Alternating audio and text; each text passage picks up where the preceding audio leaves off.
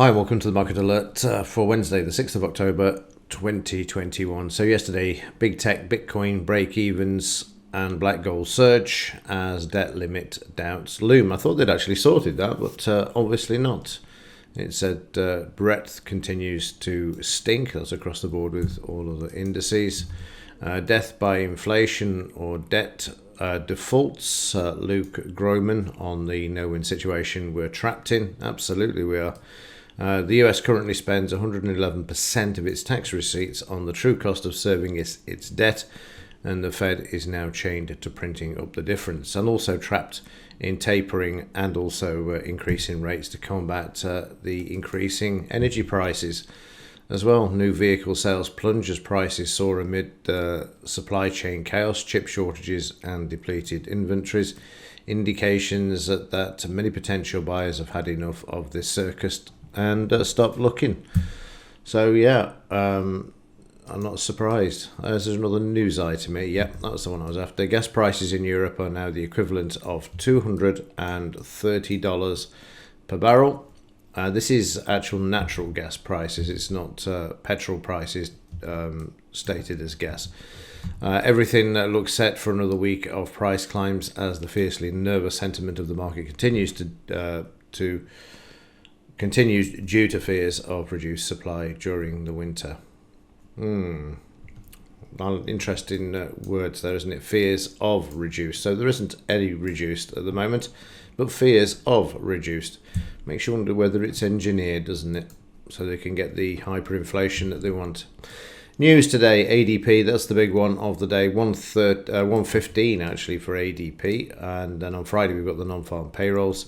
We've also got crude oil inventories today. They showed last week a supply of 4.6 million barrels.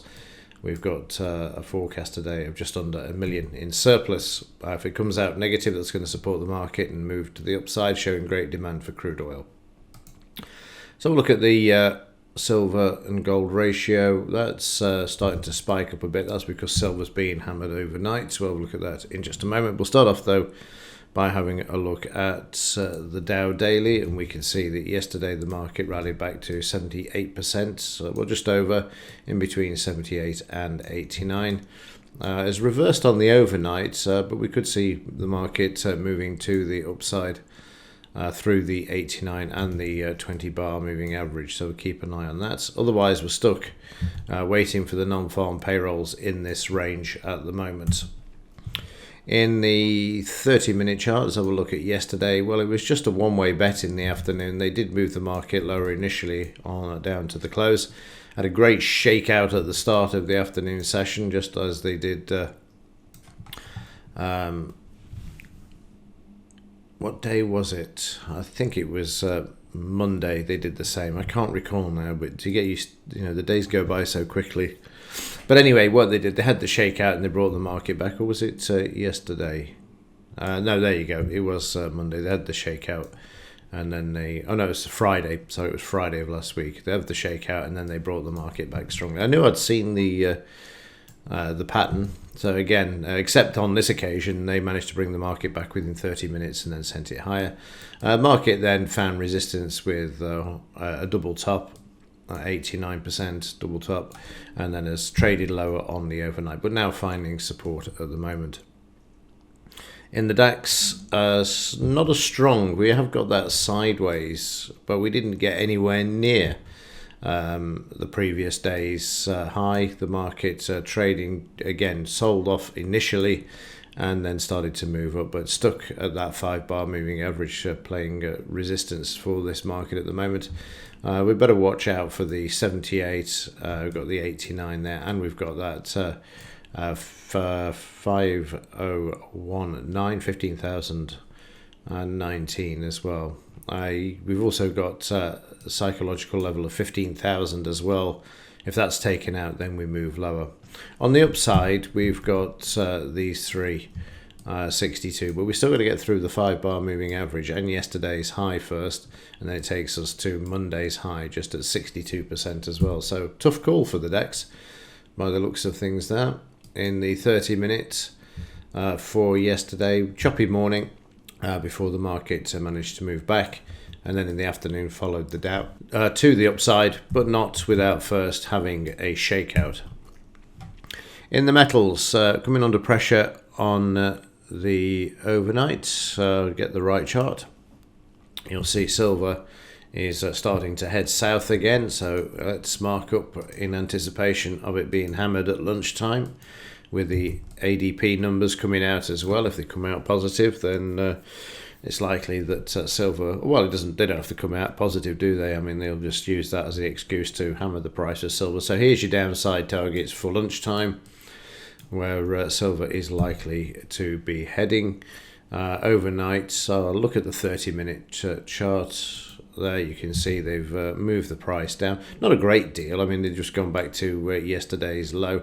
Found a bit of support at the moment. Don't expect this to hold. Expect some sort of a rally and then move into the downside because of those ADP numbers that will be out later. The dollar is going to use that in order to get back to these highs. So again, watch the 89% retracement. Unless, of course, it is really bad and the dollar starts to tumble, but otherwise that's where you're looking at that 94.3871, and say gold also hammered to the downside, which we've got the fibs in already waiting for that.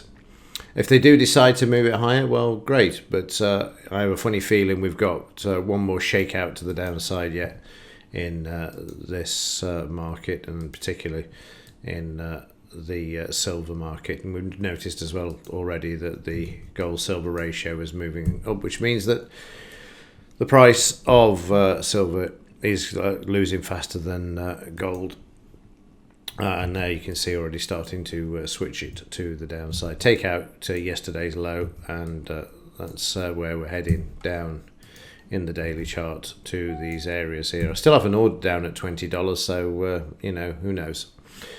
Not that it's going to potentially do that in one day, but it's been very quiet for the last few days, which is always unnerving when that the banks are waiting for a bit of news to slam the price once more. Because that's been the pattern for some time now, since February the 3rd, to be precise.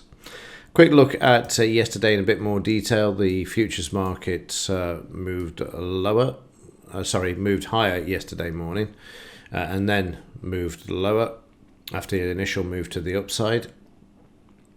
And and as soon as we opened, we had a quick spike to the downside. I couldn't even get on that. It was that quick. It just shot down and shot back. And then the market found some support. We'd been down to this area here, where the market had picked up that support and then attempted to move to the upside. We had a potential buy. This was filled. And here, let me just bring this to your attention. This bar here, you can see the volume is far greater than the bar that moved to the upside. And that was the first indication that it wasn't likely to move. I didn't jump out of this one, stayed in. And unfortunately, the market reversed and came down, taking me out. So having missed the first one, I was subject to a loss on the second. It was a very frustrating morning because the next trade as well, also doing exactly the same, the market coming back, very choppy. This one I did actually jump ship, as I could see that there was some selling around. We've got some potential weakness here, and we've also got the market coming back 89% and then failing. So was a 9 point on that one, so down at this point, and then the market gave a buy signal, managed to recover as we got to the 200 MA, and it started to pull back 17 points there, but then it did continue, but it was very choppy to the upside. We then headed to the afternoon. It was really quiet during the mid-morning, as you can see, just trading sideways, and then we kicked off with the Dow moving sharply lower. Now, we had a buy signal, and unlike the whichever day it was in the Dow, probably Monday, where the market moved higher, it didn't. We see the selling pressures already in here. We've got it's shown there in red. So they're already selling there, and then they just slammed the price, and that was the Dow moving sharply lower, and then they decided to bring it back. So it was a quick slam. Let's get rid of the week longs, take out the stops. So again, if we just come back to there, that was another 19 points. However, just after the news, we had another buy signal, and on this one managed to recoup all of the losses and end up net on the day of 3 points. So there you go, you can see the market moving. I got out too soon on this. I thought the market was going to close below here where we've got this, just back a bit more, a bit further back. Yeah, that's it. So as the market started to find resistance, it went through, and then as it started to come back, I thought, well, it's going to break through and move to the downside, which it didn't, and it didn't actually close below the 5 bar. So later on, having only grabbed 34 points, you can see there was 46 on the table there as it continued, then 50, and as it came back to close below, it was 44 points, another 10 points out of the trade left on the table. But all in all, I mean, it was just one of those days. Tuesdays can be notorious for being choppy because the market's factoring all of the news from Monday, and it's really got no direction. So a bit frustrating, but that's not too bad. It was a good day on Monday as well, with 100 point plus trades and all winning trades, so all par for the course. But ended up, say, just a couple of points up on the 3 points up on the day. Okay, that will do it for this one. If there is anything else to report, I'll let you know. Keep an eye on the ADP numbers at 115 and the metals markets being slammed accordingly. That's it for this one. Thanks for watching. See you in the next.